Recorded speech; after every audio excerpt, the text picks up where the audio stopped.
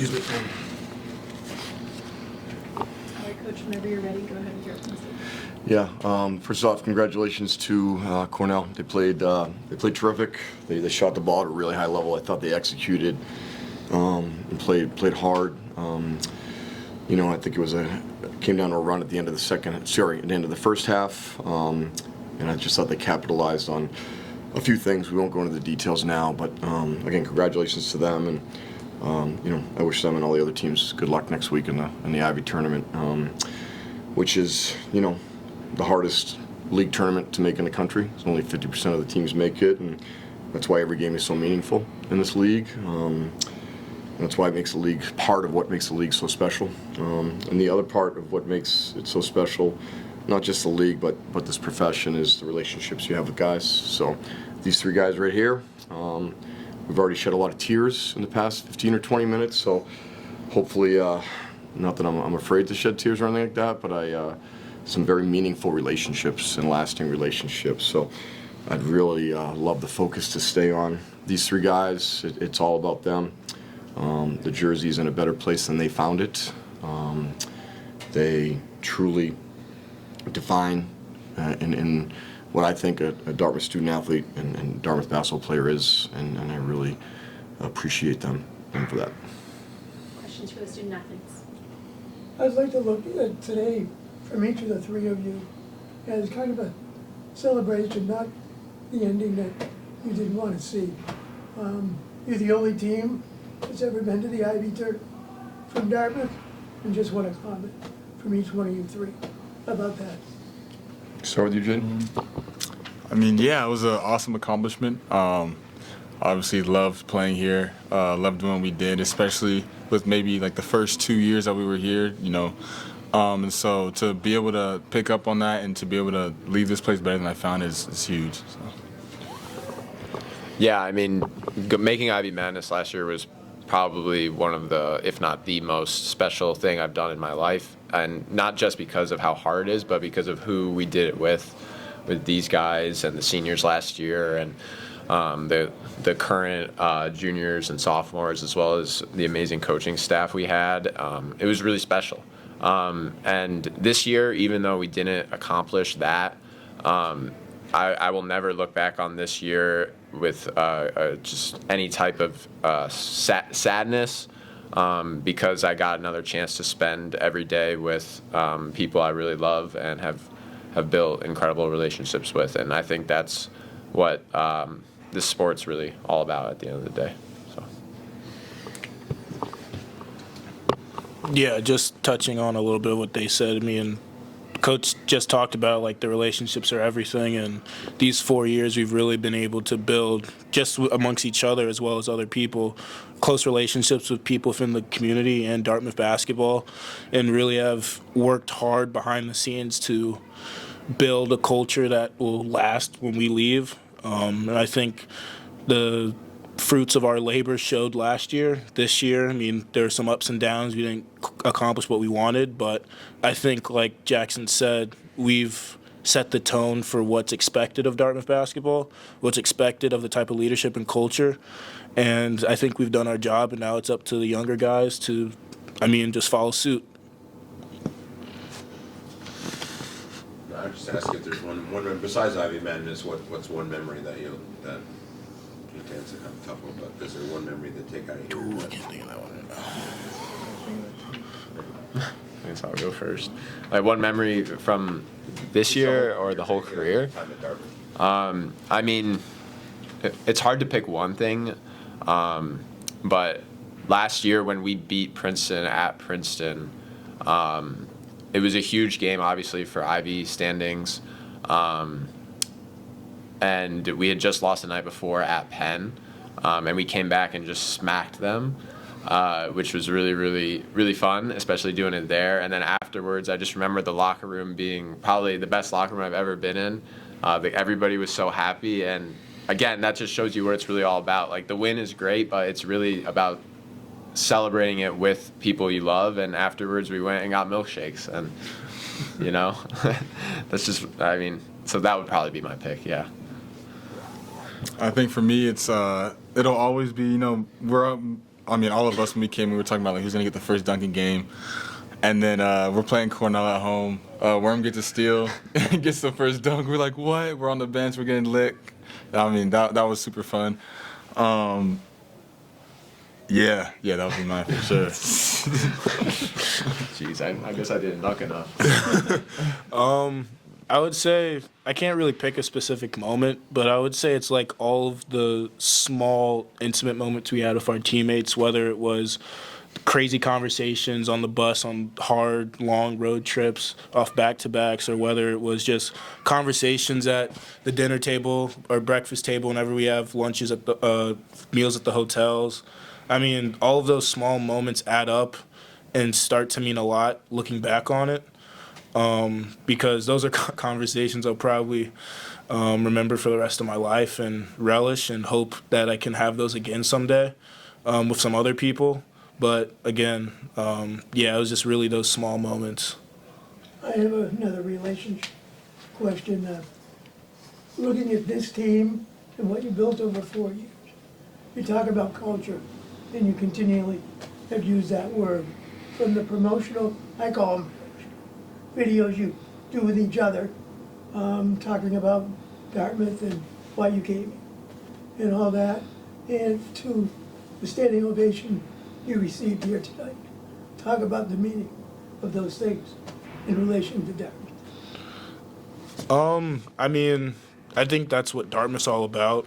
The beauty of Dartmouth is, we've had a really big athletic impact, but also we've built presence on campus amongst ourselves and our different branches of life and academics and whatnot. And I think the beauty of it is that since it's such a tight-knit campus, so many people support us, whether we know it or not. And I think that standing ovation just is a credit to what we've done on campus and the impact we've had.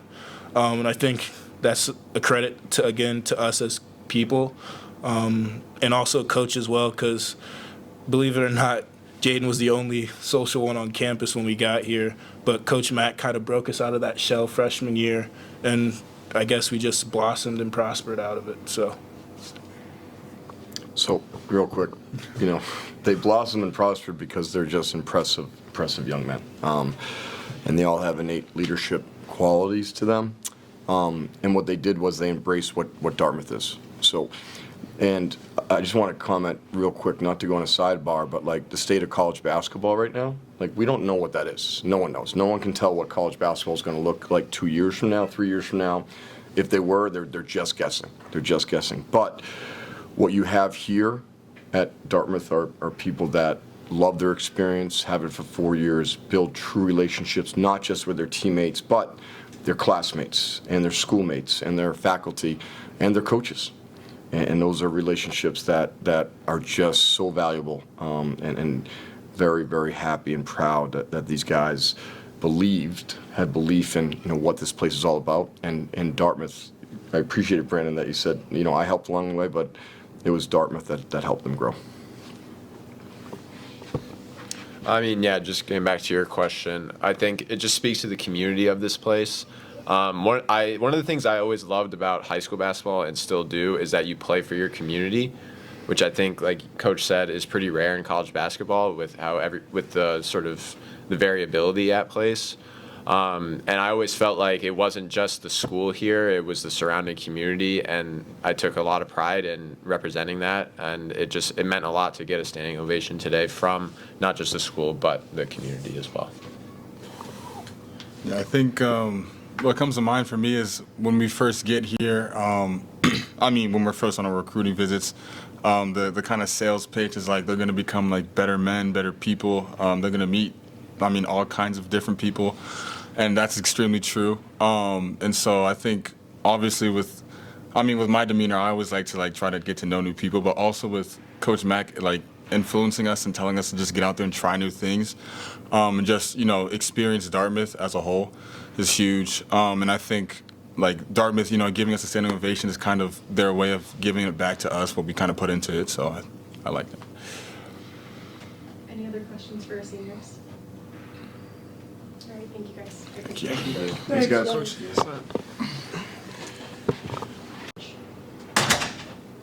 guys. There's obviously Cornell shoots the ball well, but I mean, you know, what do you do to try to stop them when they do so well offensively other than shoot the ball? Yeah, so if you look at their, you know, I could break down the first 10 threes, and I could tell you where everyone was in the court. And so one, they just shot the ball well tonight, right?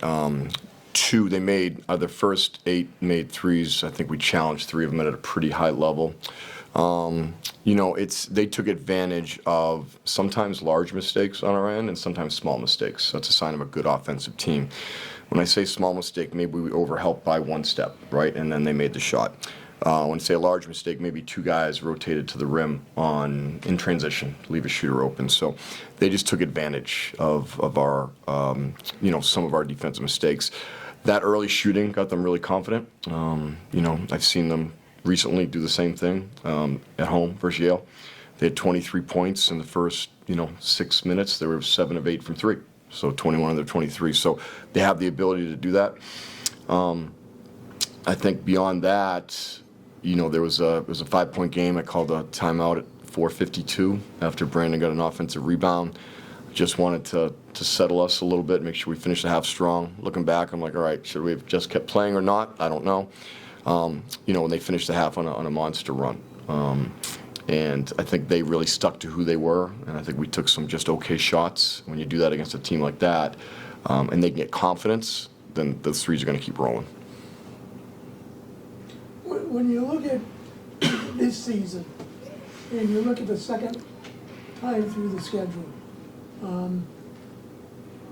the defensive inconsistency is something that I don't put it on the players or coaching.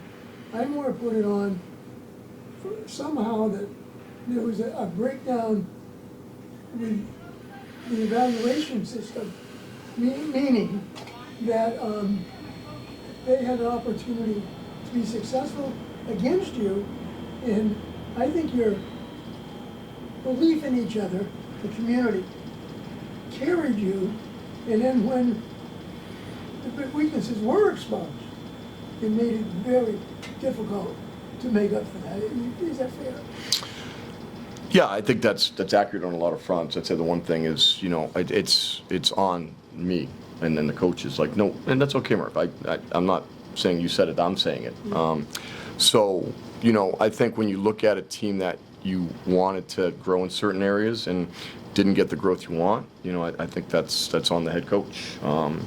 And it wasn't from lack of effort or anything like that. I just, we weren't as gritty as we needed to be defensively, and we weren't as execution based on offense. And what I mean by that is, you know, our decision making was inconsistent. Our ability to really value the details was inconsistent, and our discipline. So when we talk about execution, we talk about the 3 Ds. I think those were inconsistent, and that falls on me. You know. Right. But what I was trying to point out was that they really were never there. People don't realize that the achievement you had right on the end of the floor had to do with overall team success over a 2-year period. Doesn't mean you didn't have good players, but it was a system of how much confidence a community can carry a team. Sure. No, I mean, we definitely had our moments, and, you know, I think we were a basketball team that played really well in certain halves. You know, it didn't put a lot of 40-minute games together. And, again, I could rack my brain and, you know, think about that, which I will, for, you know, every second moving forward. But it's just, what I will say is, you know, after the game, we're in this room, and just the embrace you get from those guys, those seniors, and when they come out of the game, they tell you they love you. And here in this room, they embrace you, they tell you that they love you, and how much they appreciated everything. You know, that's kind of what it's all about. So yes, you want your team to grow in certain areas, and we didn't get there in certain areas that we wanted to, but when you look at coaching and where we are as a program, outside of maybe all the wins and losses, but when you have those relationships with the guys, you know, it was a pretty emotional but special moment. Any further questions? Thank you, Coach. Thank you.